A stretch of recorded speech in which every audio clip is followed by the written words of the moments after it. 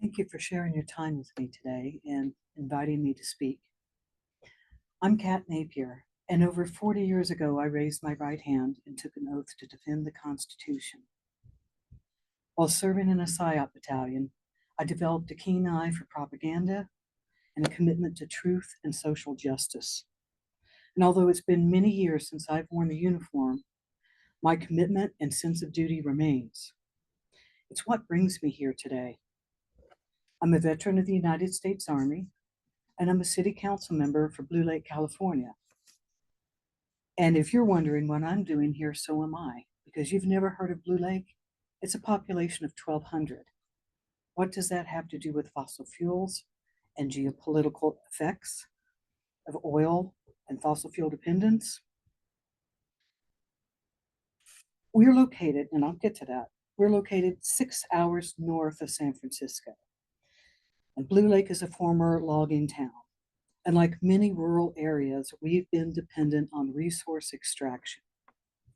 And first it was gold, then it was logging and salmon. But the same thing happens every time, the consequences of resource extraction. We have brownfields left in our maritime areas. We have abandoned sawmills. We have fisheries, and we have a long list of endangered species from resource extraction.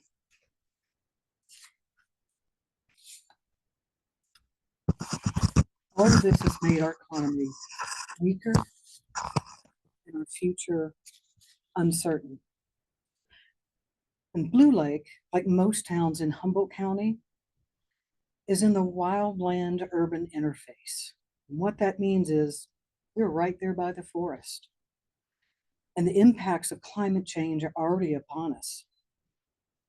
Our local energy supply in Blue Lake is tenuous. We now have to endure public safety power shutoffs, which are planned shutoffs, a controlled outage so that we don't spark another wildfire. Wildfires that occur because we no longer get the rains that we need, because the winds are higher, more forceful. We now have more days with heat advisories, and we have more days without rainfall.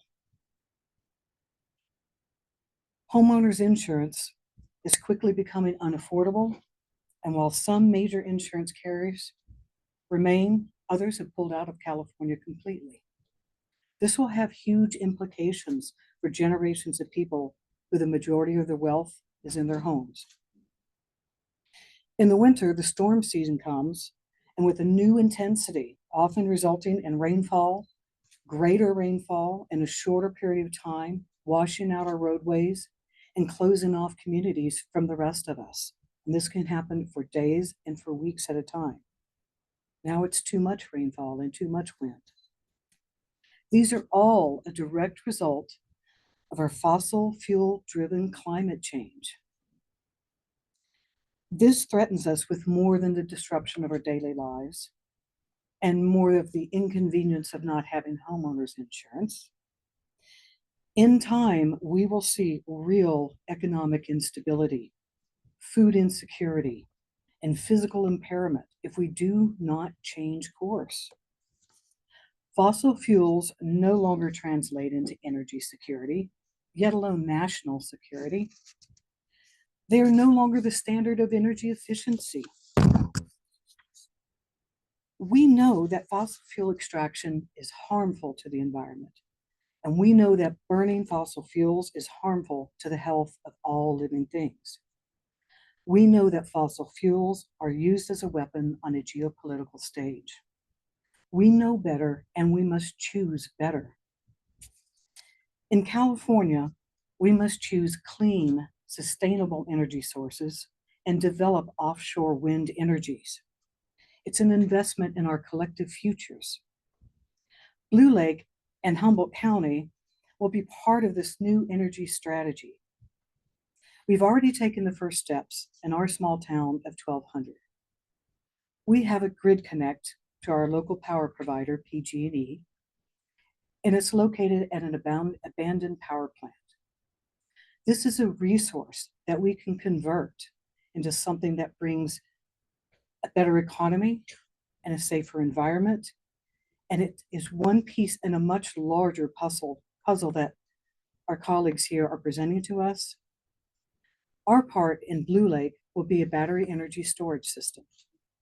As the powers can come in from offshore wind energy, we can begin to store that up so at night when solar is depleted, we can then bring that on board. For our Humboldt County, the Harbor District is already having discussions and plans to convert old sawmill sites into the logistical launching point for the land-sea transfer of the wind turbines and the multitude of work that will require. We've taken these first steps with some difficulty, and I think this is where I want to bring back the idea of propaganda to you. And that is, the fossil fuel industry is not going to let go easily, and they will work fiercely to deny us our right to clean, sustainable energy. Already, they work to discredit solar energy, electric vehicles, wind turbines. At every turn, they work to undercut. And as a city council person, I watched this play out in my community in a town hall where our fire hall was packed from end to end, side to side, with frightened, angry citizens.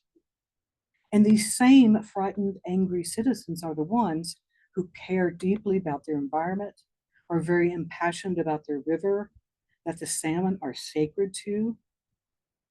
How do I begin to bridge that disconnect?